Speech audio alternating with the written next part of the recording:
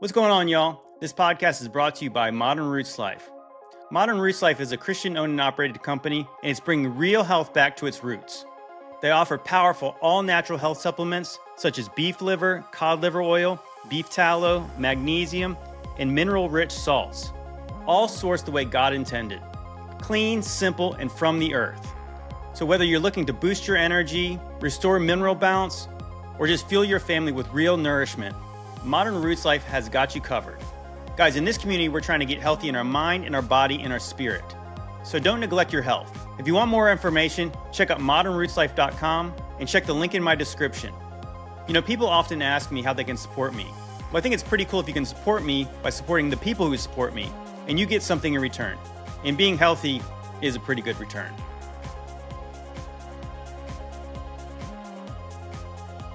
Hey, what's going on, y'all? Welcome back to the Ancient Roots of Life and Wellness podcast. This is episode number 20. Once again, I'm your host, JT, and I got my co-host with me, as always, Josh Truex of Modern Roots Life. What's going on, Josh? Hey, brother. Good to see you. Always fun to be here, man. Yeah, so we were just talking about how we're going to take a break from the Enoch series because there was so much excitement and interest in going into First Maccabees. And I also want to just tell you guys something. I know somebody mentioned that it ended abruptly, the way it was recorded. Well, let's just say we're all fallible. And me and Josh had about a 15-minute conversation that I had to cut out, at least 15 minutes, probably more like 20, that was based on wrong information that I was bringing up. And so the conversation, so it did end abruptly, but because I didn't want to just go with some wrong information and have to correct myself this episode. Let's just say that, I can humble myself and say, yes, JT's not always right, and I need you guys to correct me when I am wrong, because I am wrong often. Yeah, for sure. Correct us if anything that you see there. That's I think that's kind of the most fun thing about doing podcasts and stuff is you have your whole body of believers who are, here to help and support when we're doing it in love. And then beyond that too, thanks you guys for, kind of helping us go into what's more relevant or more applicable for what you guys are studying, what you guys are hungry to hear about. Because I know Enoch was something we were doing, but if nothing else, Abba used that for us to kind of start this mode to get into studying books and going through them and things like that. And then you guys spoke up and said that this was the most interesting topic currently. So it kind of led us to go into this deeper. So thank you for that. Yeah, absolutely. I would say that what I hope this podcast is becoming is more of a, it's the meat. Right? We talk about in the book of Hebrews, it talks about how people are on baby's milk. And I would say that this is not saying that if you not biblically learned at all, that you couldn't listen. But I would say that this is it's probably hard to really kind of enter this podcast without some pretty decent biblical framework to understand what we're talking about. Because I know that Josh and I, we already know what we kind of know each other. So we just go into topics and we probably can bounce off each other and we probably go fast. But I want to say that so when we get into books like Maccabees, without knowing the regular canon, it's probably not as interesting. But I know that from a lot of people who are looking to the little season, so when we talked about in Maccabees 1 about the Abomination of Desolation, I mean, that's a huge topic. It's a huge topic. It's another thing that, like 70 AD, that if you don't know about, I guess, the intertestamental books, which Maccabees would be included in that, between the Old and the New Testament, or you don't know about Josephus and the Jewish-Roman War, yeah, it's really confusing to not know the kind of this historical work. And I would say that, from my perspective, is Maccabees inspired text? I mean, I don't know that it isn't, but from my perspective, at the very least, it's biblical history, what we're being told. Right. I mean, because I was saying that it's really interesting to think that you have, obviously, the Daniel statue, the Nebuchadnezzar statue in his dream. You have Babylon, you have Persia, you have the Greek Empire, and then you have the Roman Empire. Now, the only empire that's not represented in the Protestant canon is the Greek Empire. And so to me, that's really fascinating to look into what scribes would have wrote about the time when the Greek Empire split after Alexander the Great, and then it leads into what is described in this book as the Abomination of Desolation with Antiochus Epiphanes. And as I was teasing before, that Daniel chapter 11 that goes through all this stuff, it's very confusing. Knowing that that's fulfilled during this time is super important, I think. And we were just chatting before we got on here that I was asking if there was any kind of other intertestamental books that lead up to Alexander the Great. We asked ChatGPT, which I know everyone doesn't really love ChatGPT, but it's a quick reference. Apparently, there's not, unless there is, and you guys know of another book. So if you guys have any more references for us to look up, because I'm really interested to hear about the fall of, I guess, the Persian Empire that leads up to the Greeks. Yeah, for sure. We were talking about.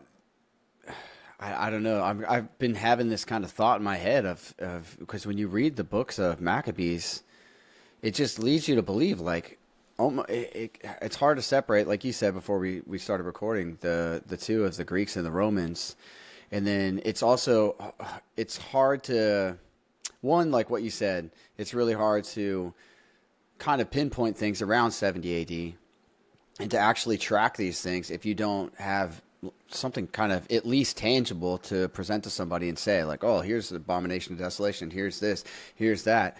And it's also the historical accounts of, like, it goes Alexander the Macedonian, so it's clearly distinguishing him as the Macedonian there, and then he knows that he's going to die, and then it breaks into the I think it says the four that he grew up with, and he splits his empire into them, and that becomes the Yavanim or the Greek, depending on what you're reading there, which I only say the other words because sometimes those really help when you're looking up ancient maps or you're looking up different things. You can find these other names sometimes that you can't find, like a more modern saying on certain things.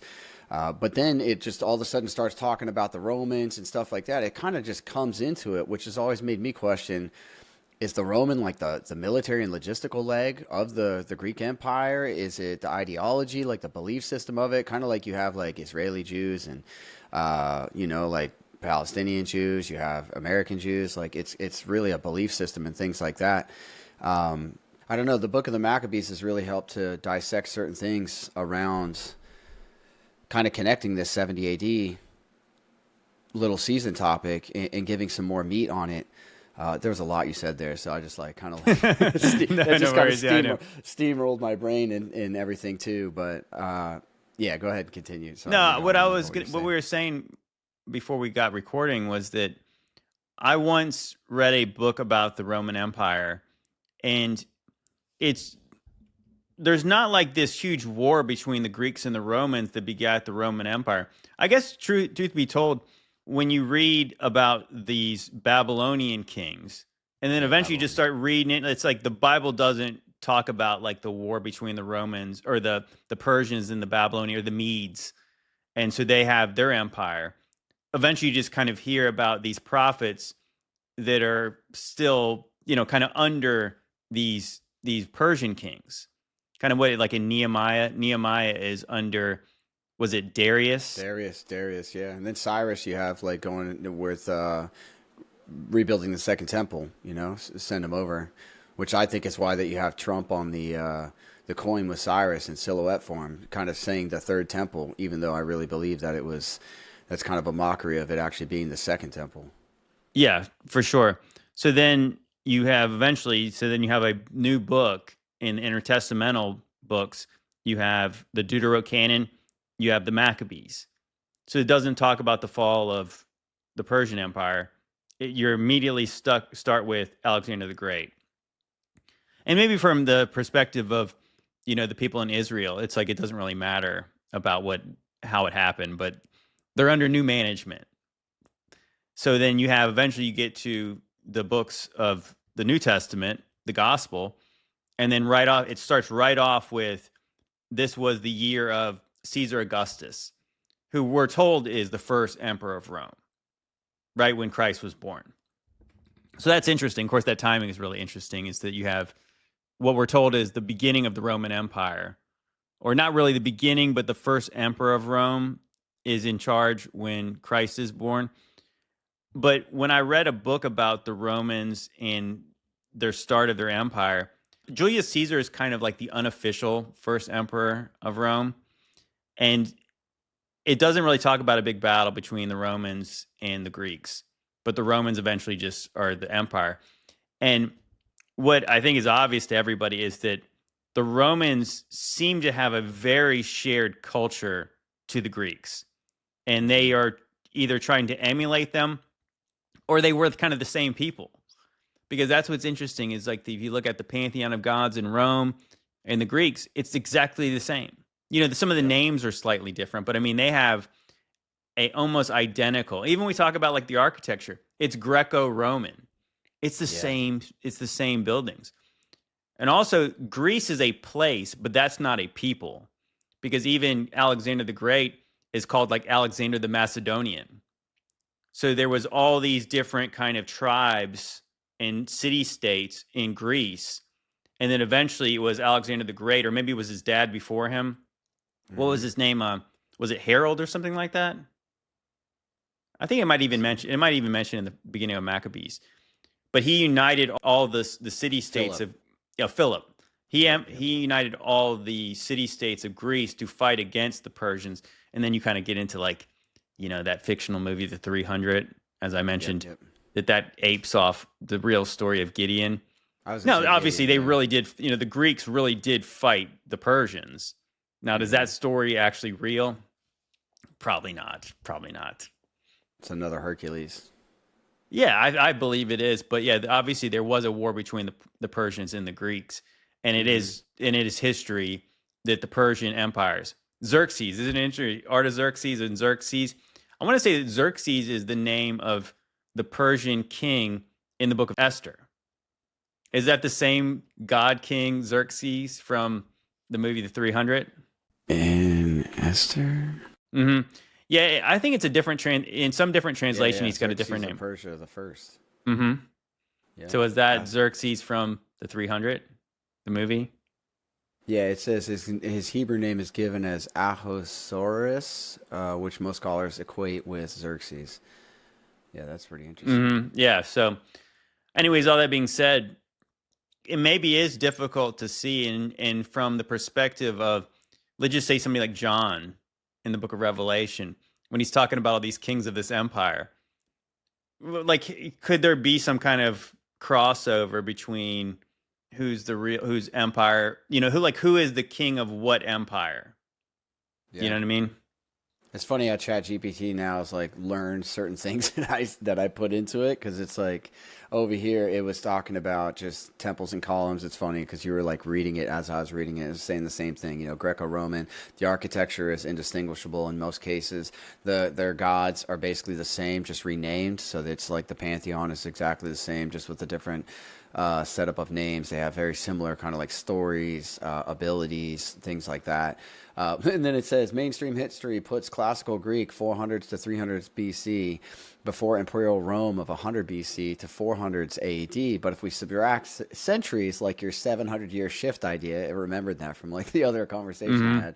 It says the timeline of Greece and Rome could overlap. Athens, Sparta, and Rome might have been contemporaries described differently by later scribes. So that's another subject that's pretty interesting, how far that shift would go back with years and things like that. If you're taking 700 to 1,000 years of added history, then you start overlapping these things together, which like Gunnar Heinsohn with the the Vikings and the Roman ships, how they're identical. But the thing is, like, everything that I'm looking at when you read Maccabees, you see it doesn't talk about the Greeks in a way that they're in opposition in any way to the Romans, or that it seems like they have this cohesive kind of network where one functions like with this, where certain things are happening and they're reporting back to them. But it almost seems like it's just another leg of like the same kind of, that's why I wondered, is the Roman kind of stating like the military arm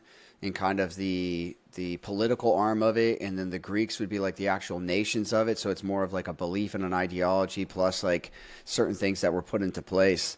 I think it'll take a lot of digging to like figure out some more details on it. But the Greeks, you could see them, everything from their science and their physics, their math, theater, astronomy, and then the Romans, like I said, the logistics. You'd see everything from their architecture, their roads, the infrastructure, and things like that. So, and it's really, It's really wild. I wish maybe we can dig into some other stuff. Maybe the Dead Sea Scrolls would have some things that we could touch into that would give some more biblical history that would align some of these things. But it really does just seem like it just jumps right into it. And if you didn't have the Maccabees, I think it's just reading the canon, canonized books and stuff. You really don't get a whole lot of it at all. You know what I mean? You become really well versed in the prophets and the things that lead up to Messiah and everything through Revelation. But aside from that, there's a whole bunch of voids that are in there that Maccabees helps to connect some of it together, where you at least get Alexander, which we know these are historical figures, big historical figures. You got people like what's his name, Harry Hubbard, who believes that he discovered the tomb of Alexander in Indiana, which on old maps was listed as India Superior, all the way down through there. Even on those maps, it has Canada all the way down by Florida. So that's kind of interesting to see, like the way that it would be, especially if you put all the continents together. There's some, I guess there's some legitimacy that could be from that. Obviously, I'm not saying any of this is facts, but it's just definitely something that's interesting to look into, if nothing else. Well, there's also that Gunnar Heinzen, we focus on the first millennium AD, that presentation in 2016 from Toronto, and that's specific to the little season. Now, Gunnar Heinzen, again, I don't necessarily think everything he ever wrote or believed was gospel, but he actually had a similar study.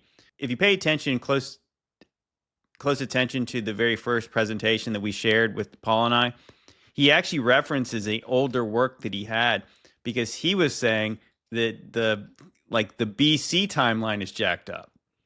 So actually, we probably could go look into what he actually believed about some of the older stuff, because I wonder if he did link some of maybe the tail end of the Greek Empire to the Roman Empire. Well, I mean, just based on what the history that I do know about the Romans. So even if you think about like a show like Gladiator, there's this battle between the emperors, like Commodus, and even Marcus Aurelius mentions this, is that Rome was supposed to be a republic. But at the earliest times we actually learn about the Romans is they had an emperor that usurped the republic. Usurped all the laws they had. And so even Julius Caesar, as I mentioned, he's kind of your first unofficial emperor or king. But he takes the title of dictator, which from a modern perspective seems like a more tyrannical position. But it was actually, you think of like someone who dictates. It's like you're dictating kind of the law of the empire. So it wasn't that he was trying to take a title that was more tyrannical. He was trying to take one that's less tyrannical. He didn't want to call himself a king, but for all intents and purposes, he had all the power of a king. Right. And I think that's why I think what he actually did was he made himself dictator for life. And I think that's likely what got him killed, because the people in the Senate, they knew what he meant when he did that. All that being said, is if it ever was a republic, when was it? I mean, because the earliest we really know about the Romans is Julius Caesar. We know they have a history before that. But so when were they having like a democratic republic, like the ones that we're supposed to be founded on? That seems more like a Greek thing. And it likely did come from Greece or from the Greek city-states. So, yeah, I don't know what we're really getting at with this, but I guess we're just wondering if this stuff in the Maccabees, if this could be even more important to the prophecies of Daniel that lead up to, in the middle of the 70 weeks, leading up to potentially the final week with the resurrection, and then leading up to what we believe was the tribulation in the first century. Again, like when you think about how when Christ is mentioning on the Olivet Discourse, and he's mentioning, Matthew writes, "Let the reader understand," and he mentions the abomination of desolation. What if it was something like, you mentioned, somebody in the comments asked this question. So you mentioned that it was the 15th day of the month Kislev, which would have been December 15th, based on our timeline, which is the modern day Hanukkah celebration. What if it was the abomination of desolation was something similar, where they were celebrating the abomination of desolation in the temple, and that led to the destruction of it? Yeah, I think during that time, that's kind of what blew me away when reading that, because even with like, so the thing is, like, you'll watch, I forget who it is, Judas. Is it Judas Maccabee? I think it was. So there's in Second Maccabees, which, forgive me guys, when I was telling you about saying the fourth book is where you saw the seven kids who went through the torture wheel with the mom. That was, the more you know, the more you forget, and the more like things, you have to like go back. That's why it's great to like go back and revisit these books, even if you've read them. Because it was actually the second book of Maccabees that starts to go through that. And in the beginning, there's some letters they're writing, and they're talking about to make sure that you celebrate the Feast of Hanukkah. And obviously, we don't have, this would be the only piece of scripture that you would have that would ever even bring that up. But then in the second book of Maccabees, there's this 2-year period where they go in, they cleanse the temple, and then after 2 years, it says that he cleansed it, and they celebrated the altar dedication on the exact same day that it was 2 years ago that they cleansed the temple and the altar. And in doing that, it says that it was on the 25th day of Kislev. So that would obviously be Christmas based on our current timeline and everything. So there's something to the whole thing. I know a lot of people are like, oh, John 10:22, that's like when Messiah was there. We do need to remember he was outside of the temple. He was on Solomon's porch, which changed with Herod's temple. But, I know a lot of people still use that to celebrate Hanukkah or say that it's something that, a lot of people should be doing. But you could see there's definitely something that took place with a very evil group of people in the first Maccabees, where the first chapter shows the abomination of desolation and things like that, where obviously there's something to that because it literally fell during the times that they would have. And you see in Second Maccabees, it even says that this is basically like this is the root of Maccabees or Hanukkah. But in truth, we know that the Book of Kings says that Maccabees, forgive me, the second book of Maccabees says that it was Hanukkah was supposed to be at the time of Sukkot originally. So it even confirms that, like you see in, is it during Saul's time? I think it's during Saul's time, where they had the altar dedication or whatever they did. I might be wrong on that. But the original temple or altar dedication and cleansing would have been done right at the tail of Sukkot during September. But during this time, there's obviously something to it because they went in, they did the Abomination of Desolation. So obviously there was a need for them to re-purify it. And it could have meant that that's what they did. Obviously, we know they're making one over there, but there's no altar, and there hasn't been for a long time since the second temple was destroyed during Messiah's time. Herod's temple being the, like, whatever you want to call it, the refashioned second temple. But they haven't had that till then. So obviously when the land and everything was destroyed, I don't think there would have been any ability to do anything more than just observe a typical kind of celebration outside of Judaic thought. But there really seems to be something that pinpoints kind of an adulteration of this, where you have Antiochus Epiphanes just going through there. Sorry, my cat apparently just fell out of the window. Seems to be the thing with this podcast, cats. But he goes in, he does the Abomination of Desolation, he sets up all these things, he changes the times, he forces the Sabbath to be profaned, he forces the eating of unclean foods and everything that was completely against the instructions or guidance of the Most High, the commandments, we can just say. And then from the 15th, and then on the 25th, like, this straight massacre starts happening where the women who circumcised their children were killed. Of course, they massacred the children too, and then they went through just basically killing anybody who was of that kind of frame of thinking. But there was something that happened after that in Second Maccabees. You guys can read. I believe it's in chapter 4. But you can read through there and see it. So we have the sequence of two different things there. But the first one definitely seems like it was a celebration of sorts when they were going through this. Like it seemed like this was a prophesied thing that came about. It happened, and happened on those dates specifically. It's just weird that, and the second book says that it should be done on the 25th of Kislev. But the first one says that it happened on the 15th. So it's pretty interesting to think that it happens now, because it's like, why, if Hanukkah was truly supposed to be on the 25th of Kislev, why would they today be celebrating it on the 15th of Kislev? You know what I mean? That was the one that happened on the 15th of Kislev is completely just black and white distinguishable. It happened on the 15th, and that's when the Abomination of Desolation happened. The one that's talked about in the second book of Maccabees, I just read this yesterday or the day before, I believe. says that it happened again after 2 years of purifying. It happened on the 25th of Kislev, so that's pretty suspect for me, at least. You know what's really interesting is that in the Jewish canons they don't regard Daniel as a prophet. Do you know that? So Daniel is in their canon, but he's not considered a prophet, which is pretty wild because that 70-week prophecy. I mean, obviously, the only thing that makes sense is the reason they don't is because it leads to the Messiah, that leads to Christ, it leads to Jesus, and they reject Jesus. But what's also interesting is you said that I just looked this up while you were talking, is they also do not have Maccabees in their canon. So where the heck do they get Hanukkah from? It's the only book you can find it in, literally. Like to my understanding is. I looked it up. I mean, so I actually have the answer to that question. It's somewhere in their Talmud, but it has to come from the Maccabees. So it's weird that they don't have it in there. Gosh, do you think it has something to do with the fact that it makes them look really bad?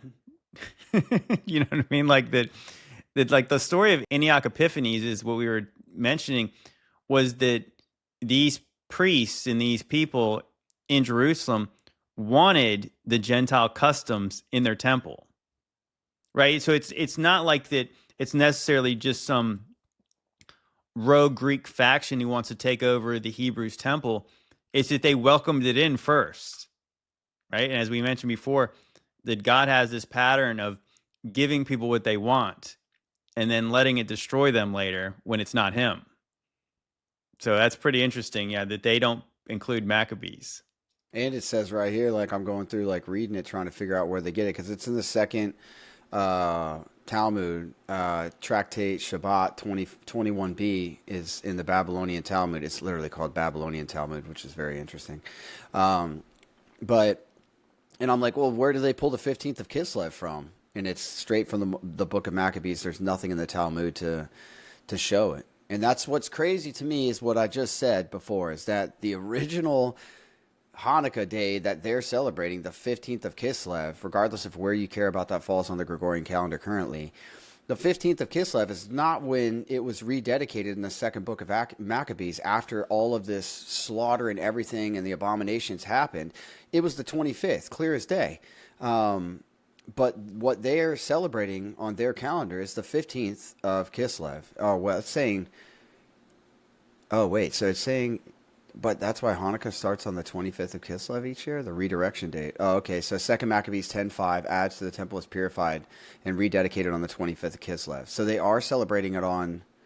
Oh, here it goes. It says 15th of Kislev, date of Antiochus, desecration, the abomination of desolation. The 25th is the rededication of Hanukkah, and that's what they do. So but this year they're doing it on the 15th of Kislev. Well, I mean, I thought they always do it early because the 8 crazy nights? Isn't that what it is? So it's like that they have Hanukkah starts before Christmas does. Yep. It's supposed to, yeah, for sure. It always does. Okay, so it is. Forgive me, guys. It does say that they started on the 25th of Kislev. So the 25th of Kislev this year actually lands on December 15th. Okay, that's where that was. Yep, it's good to correct certain things like this. I don't want to misspeak on it, but okay, so they do celebrate the 25th, which is good, because I was going to say that's extremely suspect if it was like being celebrated on the 15th, because that's literally what Maccabees says from the Abomination of Desolation. But here's the thing, that regardless of all of that, and where I was wrong, the 25th of Kislev is not found in the Talmud.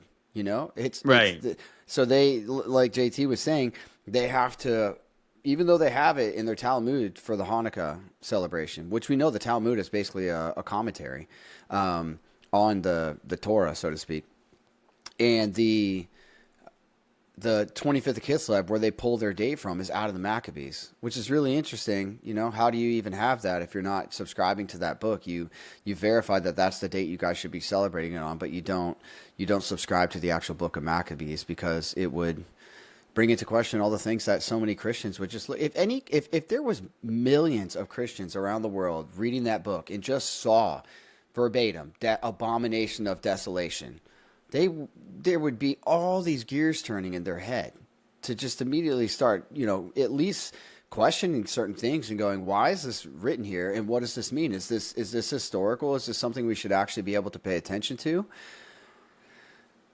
Oh, man, I don't know. That's Well, I know that the early church fathers, and you guys can look this up, and I don't know what their names are right off the top of my head, but I've mentioned this multiple times on the show that they wrote that the Hebrew or Aramaic scriptures were no longer reliable because the Jews were rewriting them in the times of the early church because they were not acknowledging that all these prophecies that led up to Christ's coming had been fulfilled. So it makes sense. It's like how I mean, like I don't even understand how you could anyway rationalize that Daniel was not supposed to be amongst the books of the prophets or the scrolls of the prophets. Because Daniel's 70-week prophecy is one of the most accurate and important texts in the whole Bible. But I guess they said you can't square it, and it's, you know what, maybe those people have a lot in common with modern day dispensationalists. They say it's hard to square it with they still have this future hope for a Messiah when this Daniel prophecy clearly has already expired at 70 weeks. Now, modern dispensationalists, they'll say there's a pause. They don't even put a pause in there. They just don't acknowledge it. So what are they even talking about? I mean, it does seem like that all their texts have to be under a microscope. And that's why the early church went with the Septuagint. I mean, Jesus himself on the Olivet Discourse says, he mentions Daniel the prophet. I know they don't believe what Jesus said anyways, but he acknowledges he is a prophet. And I think that at the time they all probably acknowledged him as a prophet. And again, that's why there's so many other things where Jesus was mad at them at that time because they didn't recognize the time of God's visitation amongst them. So they rejected him, but they would have known the timing of the Daniel prophecies. And that's why it was like he didn't have grace for them for not recognizing him at that time. yeah. That's sorry. I was getting a little sidetracked there because I was like looking stuff up that you were talking about because Daniel obviously is at the tail end of Ezekiel, and then he goes into the minor prophets, but yeah, with the quote unquote like Hebrew Bible or Jewish Bible. But then it made me think of the one that I read, the BYNV, the Basora of Yahusha Nazarene version or whatever it is.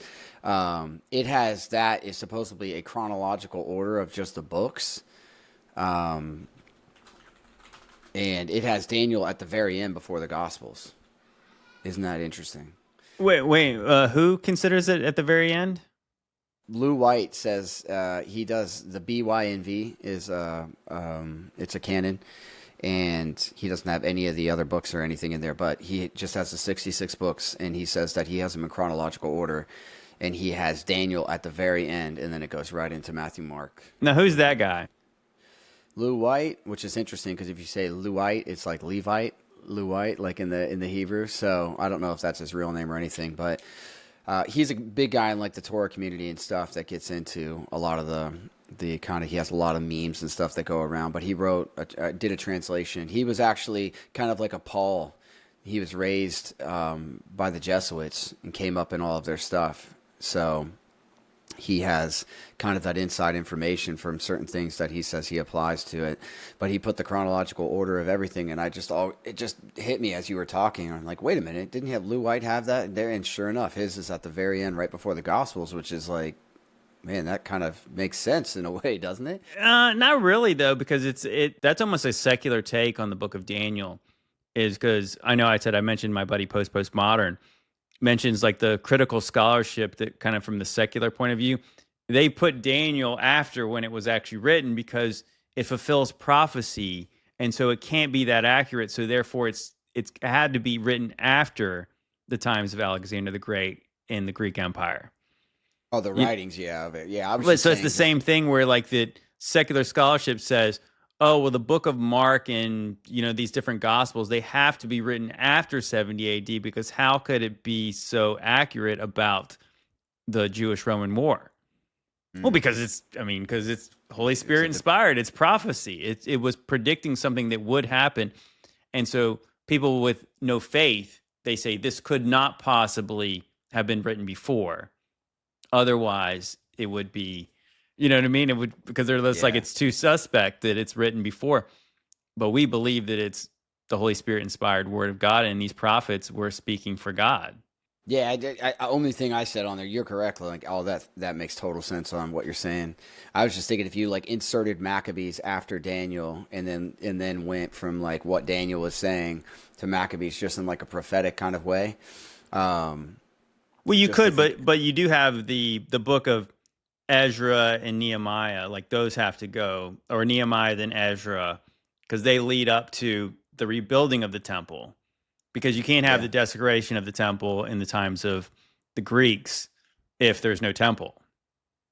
You know, because you really think about it, you know, in Daniel 12, unless you believe in 13 chapters of Daniel and Bel and the dragon, that weird story that's in there, it ends hmm with seal up this book for the times of the end, right? Because it's not written for them. It's written for a future generation. So then you get yeah, for into sure. the rebuilding of the temple. And then, yeah, I guess that in the book of Maccabees, did that eventually get into like the usurping of the priesthood, as you said?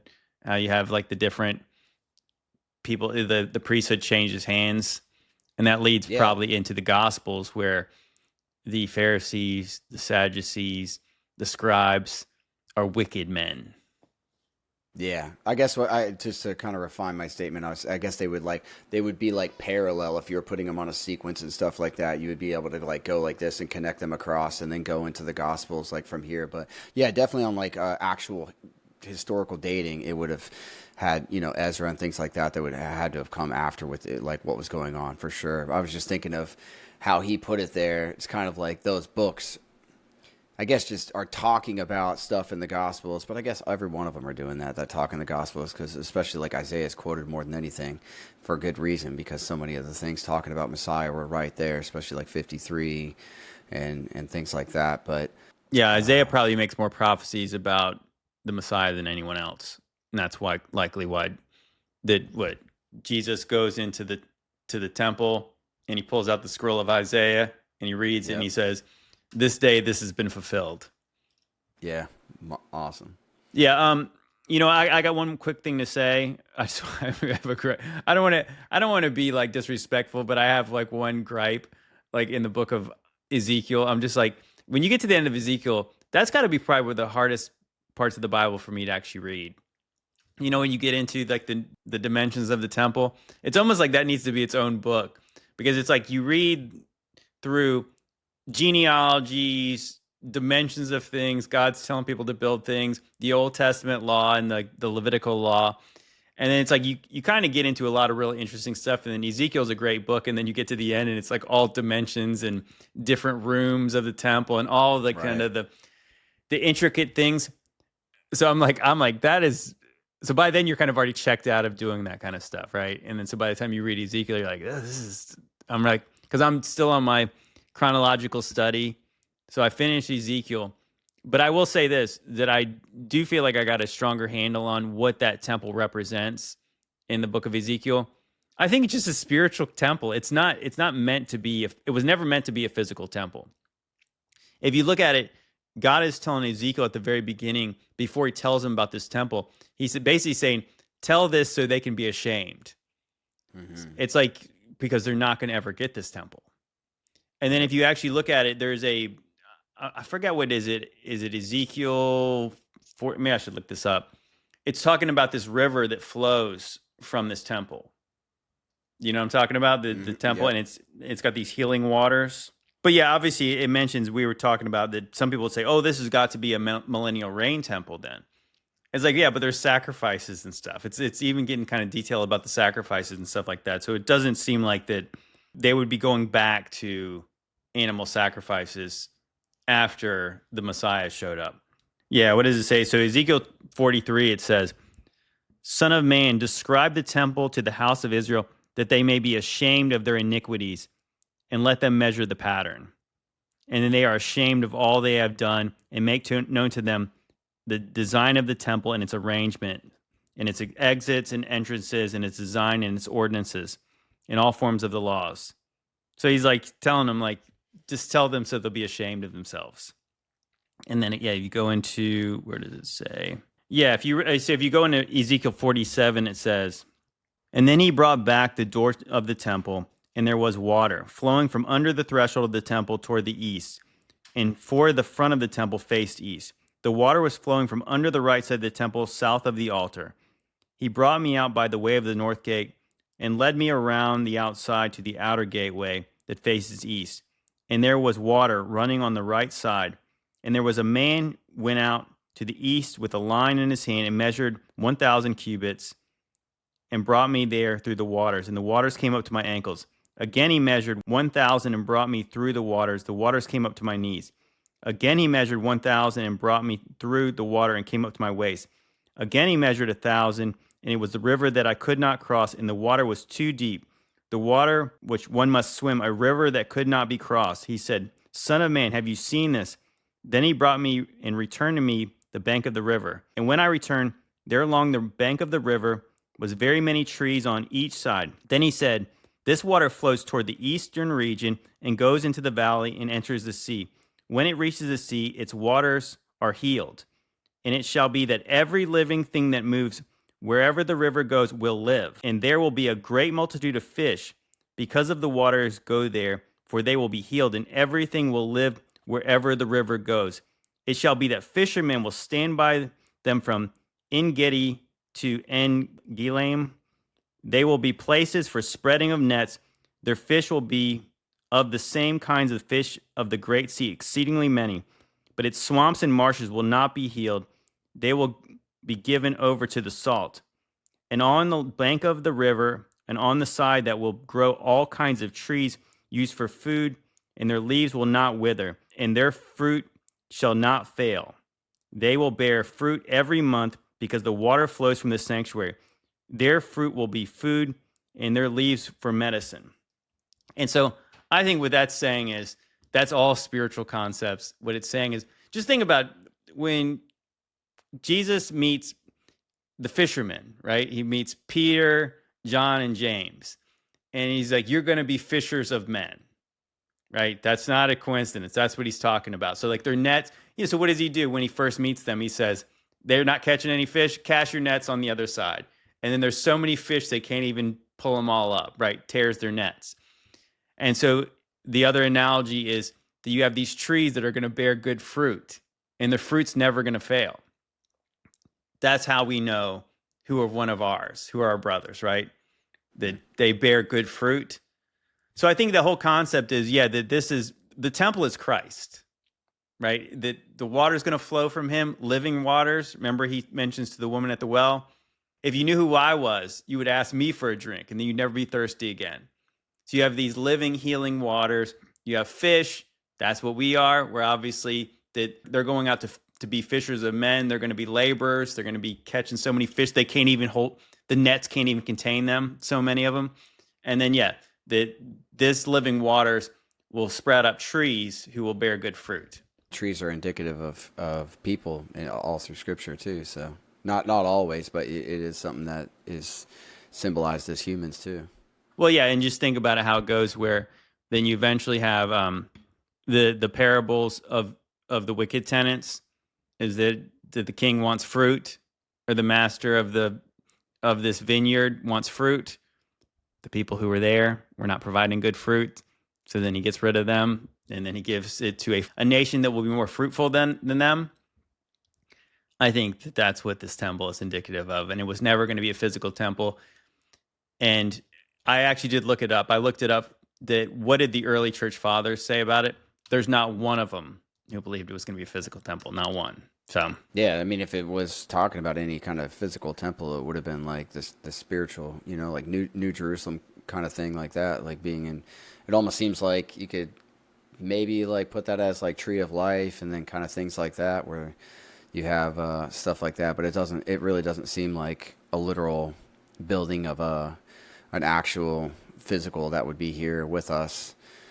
That kind of goes into that my kingdom is not of this world kind of thing, looking at it like it was going to be a physical thing. Yeah, and it would contradict what people like Paul said about how, and what Peter said, is that we're living stones of this temple. Mm-hmm. That you could imagine that physically on earth, this river flows out, and on earth, there's fish, there's trees, there's good fruit, there's healing waters. But in heaven, that Christ is the cornerstone of this temple, and then the apostles and all them, they're going to be living stones, and we'll be all living stones when we're in heaven. But this was never going to be a physical temple. So anyways, I thought that was interesting because I know that question gets asked a lot. Like, what is this temple in Ezekiel? What does this mean? And so pre-tribbers will say, oh, well, that's clearly a temple for the millennial reign.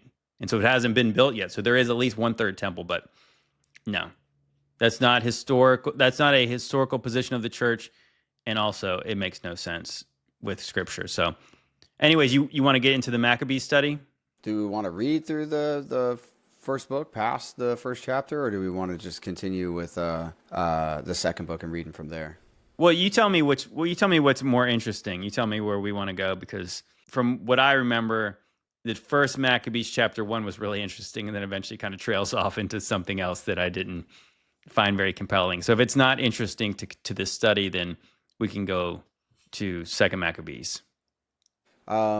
Yeah, and do you mind if I share just a quick share, even if the if we don't touch on it or whatever? We keep talking about the chronological order of Ezekiel. And Absolutely, absolutely, yeah. Let's just do a quick screen share so you guys can kind of. I know you guys are probably some of you haven't found it and just want to know.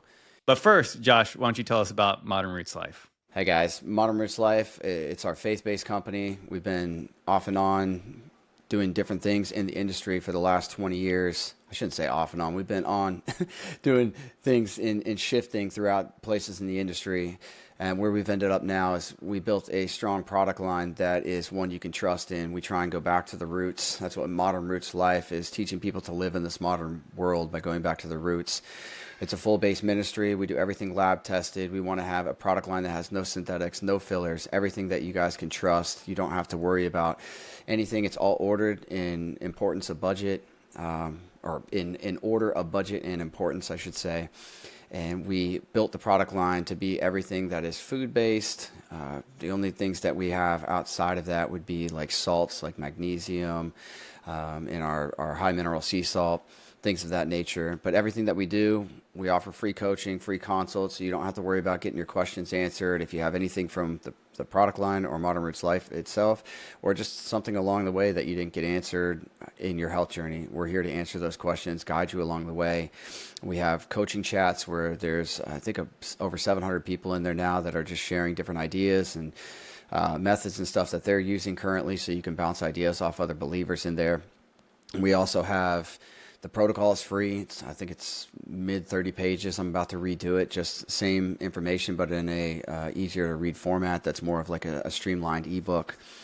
And we have lots of things we're adding. We're going to be adding new packages and new things that, in the future.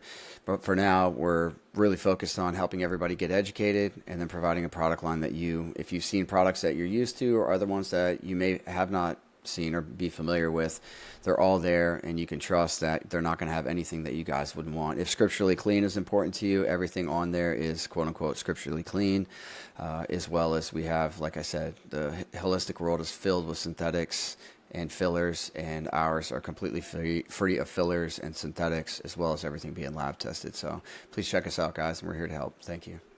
All right, let's get into it. All right, so I know a lot of you guys are probably eager to see this and just wonder if you're getting the right one. If not, so we wanted to share this here, and you guys can see. This is the books of Ezekiel, or the book of Ezekiel in chronological order. I want to redo this and put it in a little bit different format. But this is not like saying that we're reordering the book of Ezekiel into a different place in Scripture, even though some people would argue that too. But this is about the chapter order, if you'll notice here. This is actually the chapters you would look at, and if you'll notice, these ones are obviously not in the just a 1, 2, 3, 4, 5, 6 order. So that's where the difference is. If you look over here, you'll see that what it's done is taking your own Bible and going through it. You can take any canon, read the years from each of these chapters, and you will see fifth year, fifth month, sixth year, seventh, ninth, 10th, 11th, so on and so forth. The chapters are in order of the actual dates. And when you put them back together like this in Ezekiel, Daniel, Jeremiah, Brother JT and I are going into more and more, I'm sure, like as the years go on, we'll be checking out all the other books too to see what we find with that. But you'll notice that the years are out of order, and when you put them back into order, it's a drastically different story. So over here we have a reference. If you guys are, have this up on the screen, you could screenshot it. I'm pretty sure JT could link this up there that we could have for you guys just to pull it up. And then if you guys go through this and find any kind of discrepancies in it or anything that you don't agree with, we'd love to know about that too. But it gives you the chapter orders over here that you guys would read it in. So try screenshotting this and just reading the book of Ezekiel in this order and tell me it doesn't tell you a completely different story. You're no longer like bouncing back and forth like me and JT have talked about, where you're like, wait a minute, we just talked about him. Like, why are we going back to that? Shouldn't it be in succession of each other? And this is kind of what that does. It eliminates a lot of the stuff when you get into futurism, when you guys are thinking about little season and trying to identify certain facts to put it together. This really helps because you can show that there's not just reasons to believe, like plausibility, but there's actual tangible evidence to prove that your own scriptures have been set up in a way that would push you to believe in a completely different timeline. Then you start understanding things like we talk about with Gunnar Heinsohn's work and stuff like that, and you realize the added dates. Combine that all together with these things, and you start to notice that we don't want to sit here and just say the whole thing's malicious, throw the Bible out. That's not what we're saying. It's just to say that if we're living in a little season where Satan has been given a certain authority to do certain things, it's written in Revelation 20 that that's going to be a thing. This isn't something like I was talking to my mom last night. I'm like, I'm not telling you about a part of your scripture that's not there, like an apocryphal book or something like that. Compared to this is literally in it. You just believe that it's either happened or not. We don't disagree that it's a part of scripture.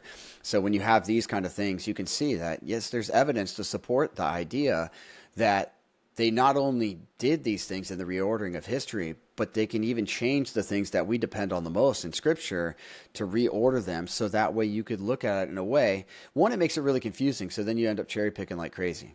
That's the thing that I noticed that I did in my own walk beforehand. When you don't have something that's systematically built or it's in chronological order, like most any book that we see, unless that book identifies that it's not going to be in chronological order, it should be in chronological order, going in some kind of order, even if it bounces back and forth. It should kind of be like a movie where it flashes forward and flashes back, but it should still show succession. And this helps you to identify those kind of like tricks that are thrown out there to confuse you, because when you can't go, you just kind of scratch your head. And what I've seen is it kind of defeats people in a way that they don't feel like they grasp a solid understanding, and therefore they kind of trip over the facts, or they're like constantly going back and being like, what about this? Josh, what about this fact? Read this one here. And I'm like, yeah, but what about all the other ones there?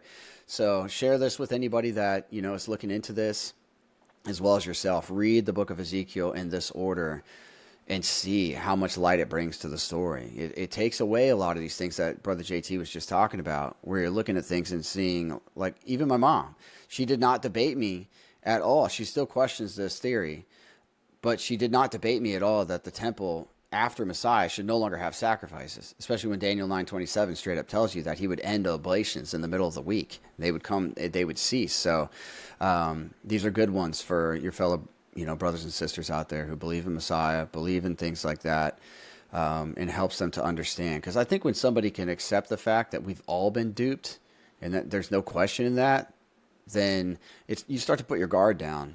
And then I remember the prayers just telling Father, like, I want to hear your hard ones. Like, please share the hard ones with me, your hard mysteries, and help me to grasp them and understand them so I can share them with other brothers and sisters who may be not looking into this.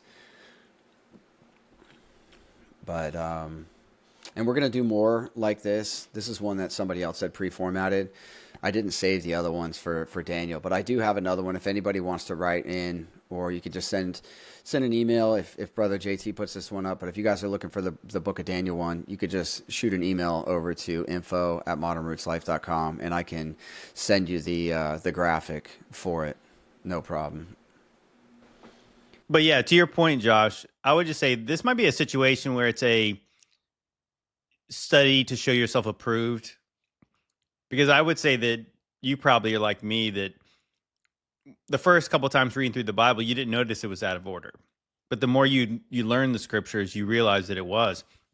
And that's what I said. That was where I kind of came to these conclusions at first, which is the books being out of order. Because I was like, wait a minute, this king is before this king. Like I said, I remember back in the day, I thought, man, I need like one of these charts. I need like a whiteboard where I need to show the prophets that correlate with the certain kings. Because the first time you read through Kings or Chronicles, you're like, dang, this is really confusing. I'm never going to keep all this straight. And I'm not saying I've got it all straight now, but I've read it enough now where I'm like, I do know certain kings correlate with certain prophets. So then when I started to read them later into the Old Testament, I was like, wait a minute, this should definitely be before Isaiah. This should be before Daniel. This should be before all this stuff. And it wasn't until probably this year that I had started to notice, like, wait a minute, these chapters are out of order. Because I know that you brought up Ezekiel to me, and I didn't realize that at first. Even though Ezekiel's probably one of the easier ones to notice, because they do have timestamps on when is this year of this king that they're under, or it was like the year. It mentioned specifically in Ezekiel that it's these part of the year of the captivity, or when the first time that Babylon comes. It's this many years after this. So then you can see the timestamps. But yeah, I was really shocked when I read Jeremiah this year, and I was like, what in the world? Why is it bouncing back and forth so much? Because I could tell that who the kings are in the times of Jeremiah. And they would talk about one king, and then they would go back to these other ones. And I was like, yeah, I just can't help but think that it's meant to be confusing. Because it's like, why would you do that like that? I mean, I always thought that Jeremiah was a very chronological book, because Jeremiah is prophesying basically the same prophecy almost the whole time, unless you get into like Jeremiah 30 and 31, where it's the prophecy of the new covenant. But for the most part, it's all the same prophecy about how that Babylon's going to come take Judah into captivity. But then later it just bounces back and forth. So I would say, yeah, it's not a situation where we should lose heart, because God's word is a living document, and it does give you enough to realize that, like, it's not like that we're walking blind here.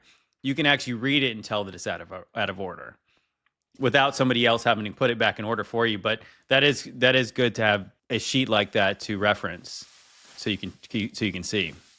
Yeah, I think we're going to have to, like with Jeremiah, it's probably going to be, us having to do it in an order of the names rather than dates so much, because certain books, Ezekiel makes it really easy, and I wonder if Abba intentionally made sure that was there, because it's probably one of the most impactful books for what we're talking about. Like when you take that book and reorder it like that, the way that it talks about temples and the times and things like that, it really throws that layer of confusion in there and starts to cast this futuristic point of view. But with Jeremiah, other books like that, I think you're going to have to find, maybe it's not a date stamp, but you could find the king stamp or the name stamp or this timeline or this era of the timeline and stuff, and then start to sequence them out. But there is identifying factors that are in there. It's really nice to have those guides, like a reference guide to do with it. Daniel's a much smaller book, and there's a lot of meat in it, but there's a lot less meat as far as words go. It's not as vast compared to like Ezekiel. And Jeremiah is a dwarfing book. That book is gigantic when it comes to the amount of information that's in it. Those chapters are long, Jeremiah. Yeah, Jeremiah is huge. So no, but it is good. And I would say you can. I mean, I know that the people in the audience, depending on what your thoughts are on ChatGPT, that actually is an easy way to put them together. Because I mean, again, I wouldn't say you necessarily trust it fully, but yeah, that's a pretty good quick reference. Because I said I don't think that Jeremiah is actually that complicated in putting it back to order, because you have, is it Jehoiachin, Jeconiah, and then Zedekiah. So those are your three kings that are really important in the time of the captivity. And then so you can see when it references, so Zedekiah is the last one. So if you ever see Zedekiah being named and then them going back to one of these other kings, well, then you know that's not in chronological order. And then what they'll tell you is it goes based on theme, and I'm like, what does that even mean? Yeah. That doesn't make sense to me. Yeah, you got Josiah, Jehoiakim, Jehoiachin, and Zedekiah, and then the fall of Jerusalem. Like afterwards would be I guess the only way to like break that out. It says 640 to 609 for Josiah, 609 to 598 for Jehoiakim, 598 for Jehoiachin, 597 to 586 for Zedekiah, and then post 586 is after the fall. Yeah, so was it Jeconiah is the king that is in charge when Jerusalem is seized the first time, and he's taken into captivity, and then was it Jehoiachin is put in his place? Yep. Right? Is that correct? And then eventually, then Zedekiah is the one where he's the one who gets his eyes put out. Jerusalem is destroyed in his time. That's kind of how the book ends. So yeah, like he's the last king in Judea before the captivity. Well, well, I guess there's already there's a smaller captivity in the time of, was it Jeconiah? And then later it's the full destruction of Jerusalem takes place with Zedekiah. Yeah, it says because Zedekiah goes all the way through chapter 39, and then chapter 40 through 44 and 52 ends up with the fall of Jerusalem. That's all there at the end. But it is like Zedekiah rolls into those chapters and gets it there. And that Zedekiah, was put in place by Nebuchadnezzar. Right? Yeah, that was the king there? Mm-hmm. Yeah. I always mix that up. And then, his sons are killed in front of him. His eyes are poked out. And then that's what the current Jews say that's why your mom has to be a Jew in order for you to be a Jew now. They go through that line there, which is really interesting. So that's why they have that rule, so they don't go through the dads because of that? Yeah, they go through Zedekiah's line to my understanding. That's why you get the female link there. Gosh, it's like these people are such liars. Because if you actually read Jeremiah, this is just reading what they would consider canon, is that Jeconiah is actually preserved in Babylon. And then so if you look at the lineage of Jesus, Jeconiah is actually in one of the fathers in the lines of Jesus. Mm-hmm. So it's not going through but it's like, isn't it? I want to say that it almost indicates that in the genealogy in Luke, it does go through the mom too. So it was like that either way, you could kind of pinpoint that Christ his lineage goes through the mom and the dads. Oh, that's interesting. I want to say that's because it's slightly different in Luke. Yeah. It is. I have to go back over that. I never included that in my argument there. I think so. I mean, I could be wrong about that, but you guys can verify that. But I want to say that it's slightly different. So it's. But yeah, I mean, they do change the whole lineages based on like the mom and the dad because of the lineage in the Gospel of Matthew, the genealogy there. Zedekiah was Jehoiachin's uncle. Mm-hmm. Saying Josiah's son by another wife. Oh, that's. Mm-hmm. That's where that lineage. It's like all this stuff. It's like, to touch on what you were saying. It takes just repeating it, so you can rightly divide the word and be able to get in there. And some of it's tough where you get into it and you do it, like mapping those things out, getting a whiteboard. We've done lots of that over here with people that I've worked with and friends of mine, just having big studies and going through it. And a lot of those subjects are the most mind blowing ones that you'll get when you come into it. But putting it back together in somewhat of chronological order, it starts to tell the story, and then you start to see things. That's why I ended up going back into Maccabees. Praise Abba for leading me down that road, because getting into it is I've gone through it before, but not with this kind of mindset. Like, not even during any of my little season studies or anything have I even thought to go back through the Maccabees, and then reading it and remembering, oh my goodness, the Abomination of Desolation is literally right here. And then what we're about to go into, the second book of Maccabees, is pretty much going more into it, just to the onslaught of like what was happening to these people, the torture wheel, and the different things that are happening there. And I was even wrong on the kid jumping into the it was a different one of the sons and things like that. Each one of the sons actually said like no way, yeah, but there was the one son who made him believe that he was going to, you know, refute his current ways and stuff like that. Mm-hmm. So, all right, cool. You want to get into it? Yeah, let's do it. Read a little bit of it. One last thing though, Zedekiah though, that the last thing he does is slaughters his sons in front of him and then pokes his eyes out. Yeah, that was intentional. This is the last thing you're gonna see. Ugh, that's rough. Yeah, I mean, some of the stuff that Abba allows to happen to kind of send a signal is man, I don't know. That would be a brutal thing for sure. Mm-hmm. All right, ready?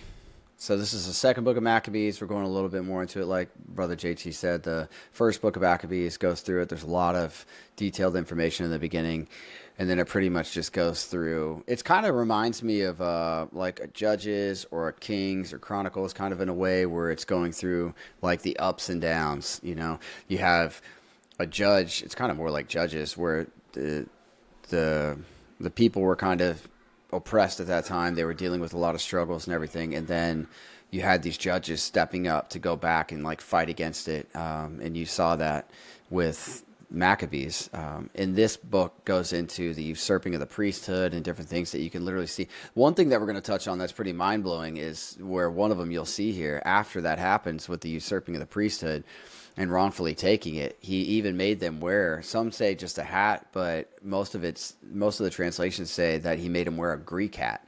And so I went on this huge rabbit trail about connecting the hat that they wear. Is that the little hat? It's small. It's small. Like the other one that they had was like the Greek hat that has almost looks like a little kid made a paper boat that it stuck it on the head with the four corners, almost like a pyramid kind of thing, but like more of like squared out. But it looks like a big version of what they wear today. So I was going on this huge rabbit trail trying to connect it. But there's scholars who kind of see the connection there and think that it's a kind of like an ancient version of what they do today. So we'll leave that for you guys to determine. So, well, Brian, I remember one time we were doing a podcast and he was showing that all the different kinds of hats they wear over in that land. And some of them are just like the most bizarre. Again, they're not a good look. So it comes from something. Nobody wears stuff like that unless it comes from some kind of tradition. Even what is the black cube thing they wear? The Teflon, they put the box on their head.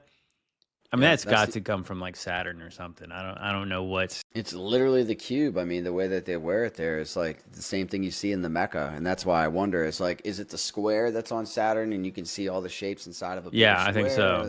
Mm-hmm. Yeah, so it's pretty interesting. Yeah, the hexagon is a 3D cube.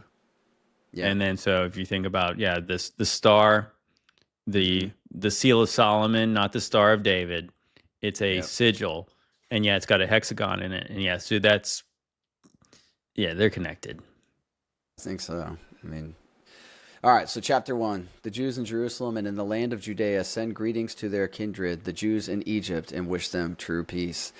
May God do good to you and remember his covenant with his faithful servants, Abraham, Isaac, and Jacob. Give to all of you a heart to worship him and to do his will wholeheartedly and with a willing spirit. Open your heart to his law and commandments and grant you peace. Hear your prayers and be reconciled to you and never forsake you in time of adversity. Even now we are preparing for you here. In the reign of Demetrius, the 169th year, we Jews wrote to you during the height of the distress that overtook us in those years after Jason and his followers revolted against the Holy Land and the kingdom, set fire to the gatehouse and shed innocent blood. But we prayed to the Lord, and our prayer was heard. We offered sacrifices and fine flour. We lighted the lamps and set out the loaves of bread. We are now reminding you to celebrate of the Feast of Booths in the month of Kislev. So that would be the Feast of Tabernacles, the Feast of Booths. And this is really interesting to me. Celebrate the Feast of Booths. Why does this say that? So it should, in what I read, it says the Feast of Hanukkah. And remember what I was saying before, that the original altar rededication was done at the end of Sukkot. It was an 8-day feast at the end of Sukkot. Yeah, wait. So the feast of the booths or the feast of the tabernacles would be what you would think would be after the first month. It would not be at the last one, right? Because the Passover would be first. Well, the Passover would be Passover and unleavened bread, and then you would have Shavuot or Pentecost. That's the Feast of Weeks, and then Sukkot would be the fall feast, which is so. What most people think is when Messiah came and was born and tabernacled with us, because it's an 8-day feast. It's the only one that has the 8th great day, and like we know, the 8th day is when they would circumcise their children, and still to this day, the 8th day is where the vitamin K spikes in baby boys. It doesn't happen in the females, and their clotting ability goes up. So kind of like to support the circumcision. Okay. So it's the only feast that seems to represent Messiah being born, tabernacling with us, and it supports the kind of 9/11 thing of not kind of the 9/11 dating. Yeah, for of his birth. For his birth. Yeah. So that's the time that would have been on there. Would have been the you would have like the 7th month. You'd have Yom Teruah, the Feast of Shouting, or the Feast of Trumpets, and then you would have Day of Atonement. Then you would go into the ending feast. Would have been the day of the 7-day Feast of Sukkot. You had the 8th great day, and so here when it says the Feast of Booths, it's in the month of Kislev. That's not where it would have been, even on their calendar. So I wonder, some of this stuff is suspect where you get into it and you just wonder, because it's like everything's in Kislev. And things here dated in the 188th year. So that's we confirm that. These all seem to be the dates of the Greek year of the Greek nation that they're right? the Greek Empire. Okay, but it's funny. So go ahead and read that the rest of the 10, so now we can get into that conversation that we had to at least cut out of the last podcast. Yeah. So dated in the 188th year. You want me to read the whole finish? Well, no, it just says what. So is that verse 10, where it says letter 2, 164 BC? Letter 2, 164 BC. The people of Jerusalem and Judea, the Senate and Judah, send greetings of good wishes to Aristobulus, teacher of King Ptolemy and member of the family of the anointed priests, and to the Jews in Egypt. Is that in?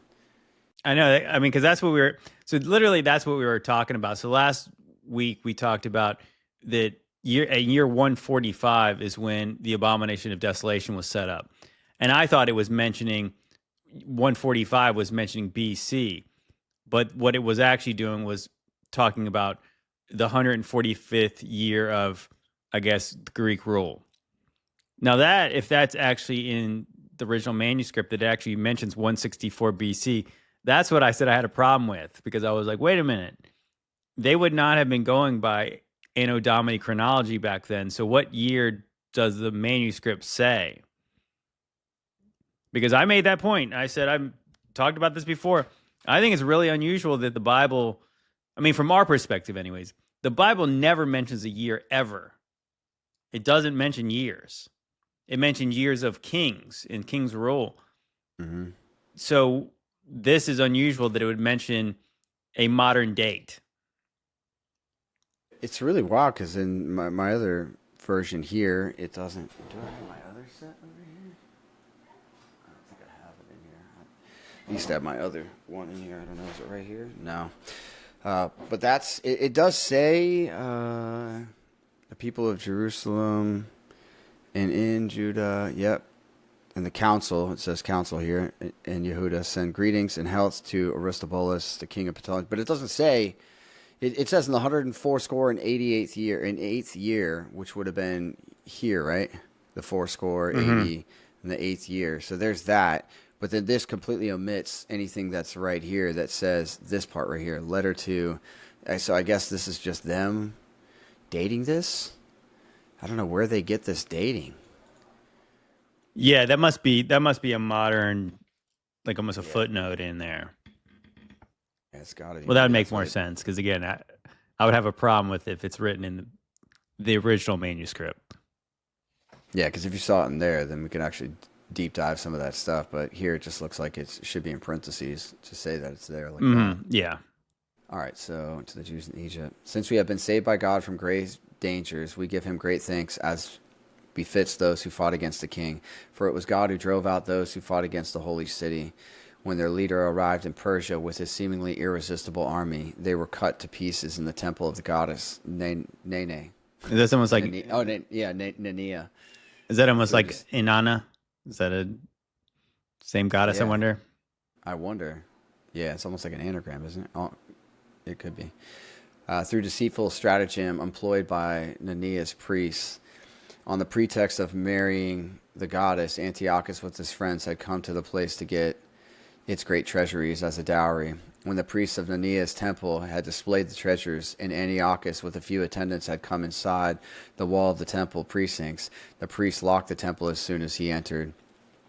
Then they opened a hidden trapdoor in the ceiling, and hurling stones at the leader and his companions struck them down. They dismembered the bodies, cut off their heads, and tossed them to the people outside. Forever blessed be our God, who has thus punished the impious. Since we will be celebrating the purification of the temple on the 25th day of the month Kislev, we thought it right to inform you that you may celebrate the Feast of Booths and the fire that appeared when Nehemiah, the rebuilder of the temple and the altar, offered sacrifices. That's so interesting that the one that here it says, what does it say in this one? Yeah, see this one, even Dr. Pigeon in the Sefer, he says Hanukkah. So it's really interesting how they chose to celebrate the Feast of Booths. Yeah, it's like they're calling it something different because that's not the Feast of Booths, right? No, the Feast of Booths would be the Feast of Tabernacles. And like I said, that the original, you can read it in Kings, the original, or Chronicles, I'm pretty sure it might be Chronicles, but originally, it was an 8-day feast for the altar dedication. They purified it and they rededicated it, and it was at the tail end of Sukkot. So I understand what they're associating this with right here to say the Feast of Booths, but it's not the Feast of Booths that they're talking about. I mean, unless this whole Hanukkah thing is a modern construct, you know what I mean? The name of it is a modern construct, and they would have just said to do this. Even the way they say Kislev is so interesting to me that it's there. I wonder if it really was, because originally it wouldn't have been. It would have been during the time, because when Messiah was born, we know there was shepherds in the field, and that wouldn't make any sense to be in the month of December and everything like that. It wouldn't have Yeah, had you that. wouldn't celebrate the Feast of Booths in the wintertime. It would have been in the month of September, tail end of September. Some could say that, depending on Gregorian, it would fluctuate. It could end up in the month of October as well. What's interesting too is that, so is it saying that Antiochus Epiphanes was killed when they threw stones at him from the ceiling, right? In this temple to Nenea? Yeah, so you'll see when it comes into here, he goes in there and they open that trap door in the ceiling, started throwing rocks at him, crushed him down, and furthermore, I mean, you'll see here how he basically dies. That's kind of what I was talking about last week. It almost sounds like, did he sustain a head wound? You know what I'm saying? Like that it mentions in the Book of Revelation, there's this head wound that's healed. What if that this king who was the returned was Antiochus Epiphanes? Yeah, we wonder. That's an interesting take. Wait, where was I? Was I here? For when our ancestors being, yeah. It makes sense though if you really think about it. It's like and again, if this spirit of Antichrist is in the world and it came back, so it's like this guy who desecrated the temple returned. Mm-hmm. Is he Nero? Is he somebody else? But it's like, there's this king. Because it mentioned within the Book of Revelation, there was 5 kings that were. There's one who was not, and he came back. And he came back, yeah. The mortal head wound that was healed. A lot of people say that was, with the modern mainstream approach, would say that's like 5 something whatever when Rome fell, and then 19 whatever when it came back was, Vatican Rome and stuff, which I obviously. What if it was like the Greek Empire came back? You know what I mean? This beast came back. Just saying. I'm just saying. Just speculating. Just thinking out loud. Yeah, it's the more I read this, it's really this whole thing with the Greeks and Romans and stuff like that. There's so much to dig into with it, but I don't think that's out of bounds to think what you're saying right there, that it could be a possibility, because even saying like everybody's like waiting for this Antichrist character to pop up and do an abomination of desolation. And then everybody's like, Gematria says it's Nero and this and that and everything. Okay, like during that time I could see that, but like to compare it to Daniel, it really just seems like it's Antiochus Epiphanes who stood in the temple, built an altar of his own. Yeah, I mean, that man fulfills what Daniel said. Now, the only real issue is that the timing of it Mm-hmm. doesn't fit the 70-week prophecy. But it is weird. Again, it's kind of like when the modern pre-trib people, premillennial people, they'll say, "Oh well, you have this 69 weeks, and then the last week everything happens that happened in the first 69 weeks again." So it's Mm-hmm. weird that this prophecy does not mention that there was a Antichrist figure who did all the things that Daniel said he was going to do. Yeah.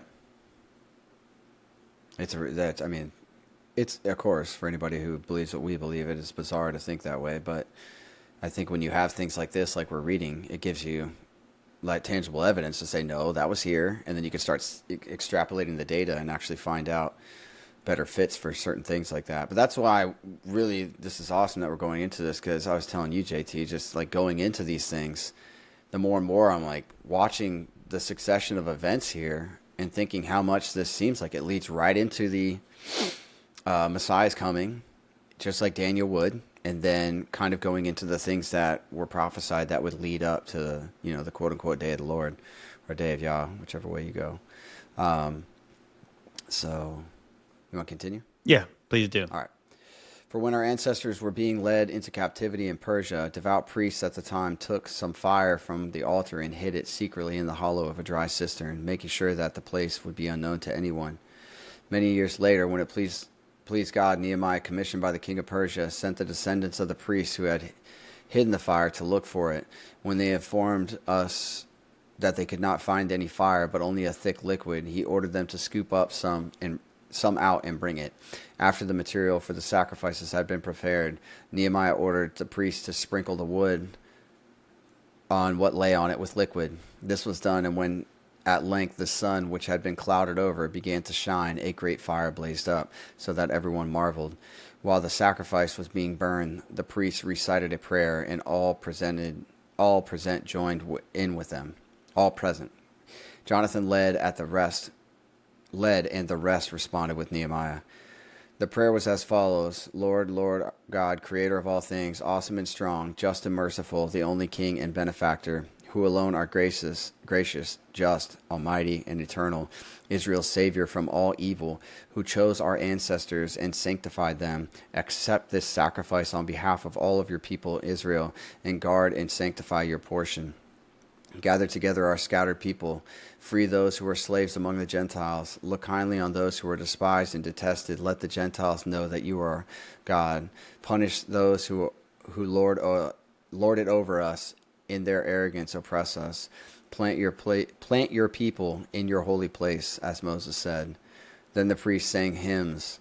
After the sacrifice was consumed, Nehemiah ordered the rest of the liquid to be poured upon the large stones. As soon as this was done, a flame blazed up, but its light was lost in the brilliance coming from the altar.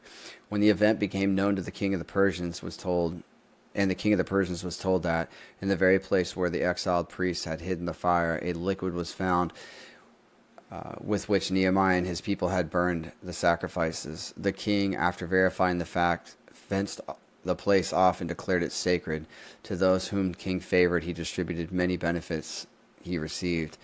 Nehemiah and his companions called the liquid Nephthar, yeah, meaning purification, but most people named it naphtha. That's interesting. There's probably a lot of interesting footnotes in there. I was just even thinking about how you had that they were led in captivity to Persia, but I thought they would have been led in captivity to Babylon. Yeah, that's. I mean, I guess Babylon. Yeah, I thought Babylon was the place. The people were the Chaldeans. But I mean, so eventually, when Persia took over, did they take those people captive out of there too? I guess the Israelites or the Hebrews, and take them to Persia too. There's a lot of, like I said, there's a lot of crossover between these empires and like what happened in the middle of them. It's kind of hard to, in the between times, it's not really mentioned. Yep. I mean, even if it's like kind of hard to wrap your head around, but even with the 3,000 years of dating in the BC era, Gunnar being one person, you got Fomenko and different things like that. But Gunnar subscribes to it being about 1,000 to 1,200 total years there, with a lot of overlap and not 3,000 years of dated history. So if you look at things like that and you compile like this way and that way and bring them down to size, and you started overlapping certain things, you might be able to see a lot of things that really were duplicates, or even triples. There was a couple things that were in there that seemed like it was like a triple sequence of events that were all the same thing. So here's what it says. The footnote 19 says, Feast of Booths in the month of Kislev, really the feast of dedication of the temple Hanukkah. Celebrate on the 25th of Kislev, November, December. Its solemnity resembles that of the actual Feast of Booths celebrated in the 15th of Tisri. And then if you go down, it says, Nania, an oriental goddess comparable to Artemis of the Greeks. So that's Apollo's sister, the moon goddess. Mm-hmm. And then it says, differing accounts are found of the death of Antiochus IV, are found in Maccabees, 2 Maccabees 9:1 through 29, and also 1 Maccabees 6:1 through 16. And it says, the writer of this letter had probably heard a distorted rumor of the king's death. This and other indications suggest that the letter was written very soon after Antiochus IV died, perhaps in 164 BC. Okay, so that's interesting. So there's contradictions inside the book. Yeah, it seems like there is. I mean, do we want to go right to chapter 2, or do we want to skip to 9 to find out more about? We can go back and forth. I mean, we can always keep this interesting. But yeah, let's go over to 9, because I want to read more about what it says about who could have been some kind of Antichrist. Yeah, and I just looked up too going into it. I mean, I know Hanukkah comes from Hanukkah, and it's like meaning dedication, but what it's trying to go over is saying that the origin of that was actually, they called it the Feast of Booths originally, saying that because that year that they couldn't complete the Feast of Booths properly because they didn't have the altar purified and everything beforehand, and therefore they had to wait until they did, and then they purified it and then celebrated the same kind of 8-day feast, which is originally, I mean, I guess it kind of ignores, it's going to the whole mainstream thing. It kind of ignores the fact that it originally came from the tail end of Sukkot, but it does mirror that 8-day thing, 8-day feast. So it kind of makes sense that they had the 8 days. They couldn't complete it, so they went back and did it and then celebrated an 8-day feast. It's kind of like when you have first Passover and second Passover. If somebody couldn't come do the Passover 30 days later, they allowed them to, or 1 month later, they allowed them to do it.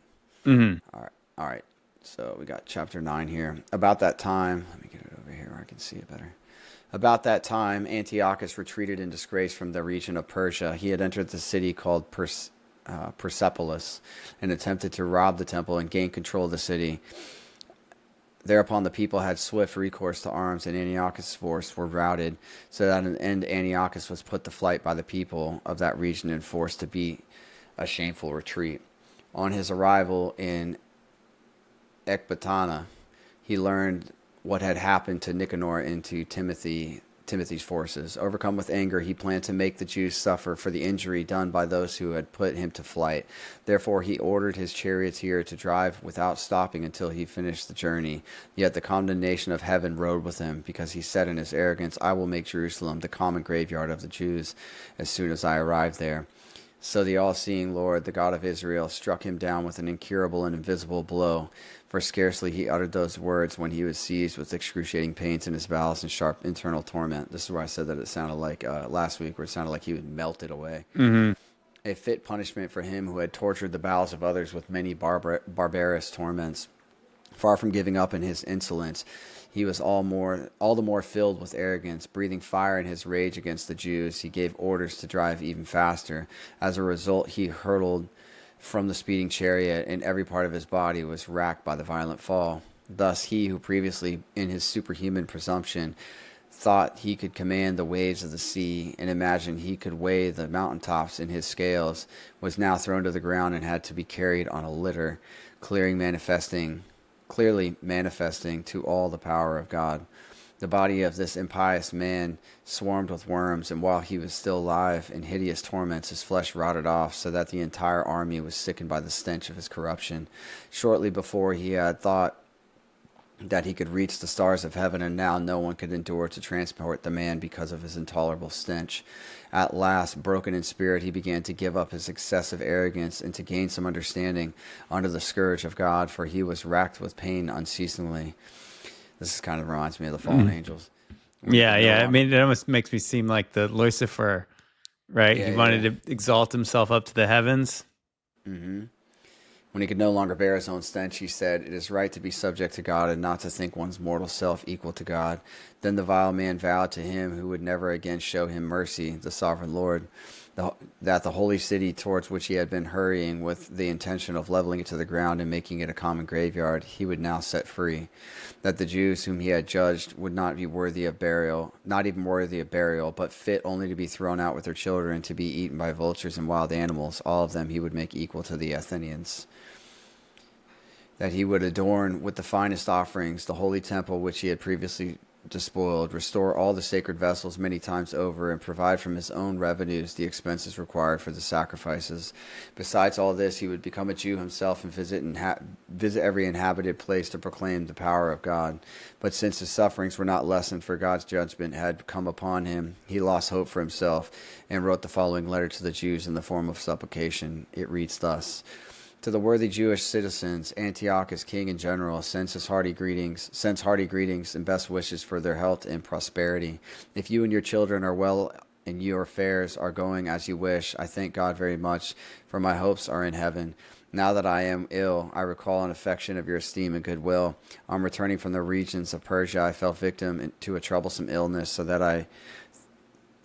I thought it necessary to form plans for the general security of all. I do not despair about my health, since I have much hope of recovering from my illness. Nevertheless, I know that my father, whenever he went on campaigns in the hinterland, would name his successor, so that if anything unexpected happened or any unwelcome news came, the people throughout the realm would know to whom the government had been entrusted and so not be disturbed. I am also bearing in my mind the neighbor rulers, especially those on the borders of our kingdom, are on the watch for opportunities and waiting to see what will happen. I have therefore appointed my king, my son Antiochus, whom I have often before entrusted and commended to most of you. I have made a hurried visit to the outlying provinces. I have written to him what is written here. Therefore I beg and entreat each one of you to remember the general and individual benefits you have received, and to continue to show goodwill towards me and my son. I am confident that following my policy, he will treat you with equity and kindness in his relations with you. So this murderer and blasphemer, after extreme sufferings such as he had inflicted on others, died a miserable death in the mountains of a foreign land. His foster brother Philip brought the body home, but fearing Antiochus' son, he later withdrew into Egypt to Ptolemy Philometor. Well, that's really interesting. It does almost sound like this guy sounds like a little horn there, right? He's blasphemous. He's speaking many things and did not go well with him. But yeah, that's still strange that the beginning of the book mentions that somebody threw stones down on him and like chopped his head off. Yeah, all the people there. And then you had in the other book, you had basically they tried to come in and steal everything from the temple. And as soon as they did, the White Horse Rider came in with two other riders and basically decimated everybody that came there to assault them. So kind of interesting that you had a White Horse Rider come in there, and then you see that kind of defense in Revelation as well. Oh, yeah, yeah. Mm-hmm. Yeah, absolutely. Yeah, some of that stuff is just, it's way it lines up is so... It's so eerie because, like I said, I always talk about the typology in the Bible, so that there is a type of character. But yeah, that's definitely sounds like what Daniel was talking about. Yeah, you got everything in there too with like what people see, because everybody reads it, and even me being like coming from the Torah community, I was in there and you'd see it and it's like Jews like written there, and it's like that's not the Hebrews, like the Pharisees, like they believe a completely different thing. And I know that they claim like lineage and things, and Messiah was calling them out for a lot of their stuff, sitting in the seat of Moses, but they don't act like it. And the truth is, now I read it and I'm going, oh man, like the Torah or the law they're talking about, it's a completely different setup. It's an oral commentary, and that's what he was talking about. It already existed. Like, I know they say the codification of the Talmud happened in the 700s, right? 700s, 800s, somewhere around there. But if you think about like added to the timeline and stuff like that, I mean, that could have literally been like first century type of deal. And you got like false prophet, you got things around like Muhammad and different things in there, but you have everything that's in this. But we'll go back and go into like chapter 2 and everything when we go further. But it starts to tell you like the rise of Yahudaism or Judaism. It's like literally in here when it talks about it, and then it talks about how they usurped the priesthood. They started putting Greek hats on them. They started doing these things that are, I mean, a lot of that's looked at as Roman too, but it's indistinguishable. And so you have this, it tracks everything that led right up to the Messiah rebuking the Pharisees and Sadducees, because you can see without these books, and this is probably why they're removed, and why, like, sure, it has Hanukkah and different things in there that supports some things that they do, but it also literally gives you a dedicated account and a timelined account of the rise of the Pharisees and what they did, and how the priesthood was stolen and given to like different people, and then how they started to go into like changing up the laws and stuff, and basically going back to like what we saw in Kings and Chronicles and many other times where they were profaning it and setting other things up and stuff like that. But that's kind of, the more that you read this, the more that you realize why it was taken out, because it documents all of the things that directly led up to Messiah, and it gives you a lot more like kind of accounts in your mind to reference to when you see the way that Messiah is rebuking them face to face, or telling the people about to beware of them for their workings and their things like that. It's telling you how it actually came about. Yeah, it doesn't make sense that the Talmud wasn't really put into place until the 700s, knowing that they had some contrary, some kind of law that was similar at the same time. That Christ is rebuking them for it. Makes no sense. Yeah, for sure. It's so much of that stuff. Once you just even see that there's been a change in the chronology, it leads you to, you start taking certain things and compounding them down, and next thing you know, it's just mind blowing the amount of things. If you take even 700 years off and put it back, and you start taking those events and putting them back at like the first century when all this would have taken place, it's pretty amazing the amount of events that you can tie together.